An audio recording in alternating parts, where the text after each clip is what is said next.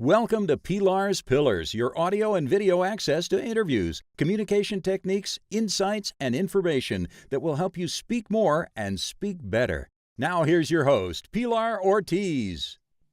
So today we are going to talk about the demography of Latinos in the United States. There are so many different people from many different countries. And Dr. Rogelio Sáenz is here to explain to us how that is looking today in the U.S. Yep. Put simply, I always say that Latinos represent the engine of the U.S. population. And it's no longer a melting pot. It's like a paella. Yeah, and the engine is that in many ways, the future of the United States, economically, socially, culturally, and politically, and so forth, is very much tied to the Latino population. Largely because if we look at the major shifts that have taken place in the U.S. population, it has been driven by the Latino population. And that has been because the Latino population is a very youthful population. So that if we look at the Latino population, about a third of Latinos, for example, are less than 18 years of age, so youth are very much a large part of the population. If we look at the white population, it's about 18% of the population is less than 18 years of age, about the same amount that is 65 and older. So it's the white population is very much of an aging population. It's an older population. And so that much of the growth that is taking place in the U.S. is driven by the Latino population. So the importance of the Latino population is that if it was not for the Latino population, in many ways, the U.S. population would resemble many European countries that we see, as well as some Asian countries, such as Japan, for example, Taiwan, and others that are very rapidly becoming older populations with very few people in the younger ages. So we look at a place like Japan, for example, about 26% of its population is 65 and older. So they have a tremendous need for bringing in workers because there are very few young people in the population. That's also taking place in all over Europe.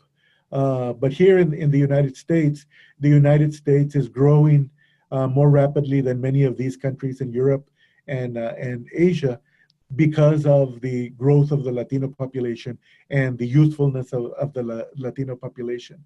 So that to give you kind of an idea of where we're going into the future and the role that Latinos are playing, if you look at the white population and you look at births and deaths over a period, let's say, of 5 years, we would find that for every one white person that died, there were about 1.1 white babies that were born to take their place, about 1.1 births to every one death. In the case of the Latino population, it has been somewhere in the range of about eight babies born for every one Latino person dying. And the reason is simply the age structure, that we have so many youth in our population, so many young people, and we know that the probability of dying is relatively low when you're in the younger ages. In contrast with the white population, there are many more people that are in the older ages where the probability of death is higher. So you can see that has really major implications for the future. And we can think of this age split that we see among whites and Latinos in the United States. We can take a look at California, we can take a look at Texas.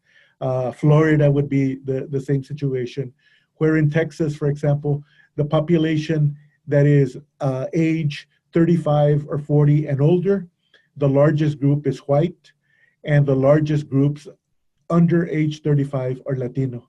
Okay. So that really is an indicator of how these states and the country are changing very rapidly, and in the coming decades, how that's going to change. So that population projections suggest that because of the youthfulness of the Latino population, we will go from right now we're about 17% of the US population.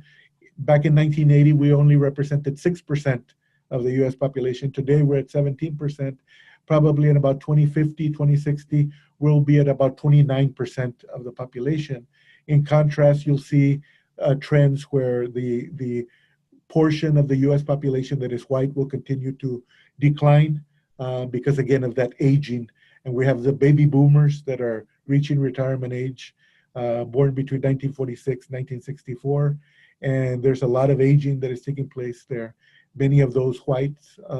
So this is kind of so the future workforce, the future students, voters, people who are going to be the consumers, and so forth. Increasingly, Latinos are going to be playing an even more important role in this country.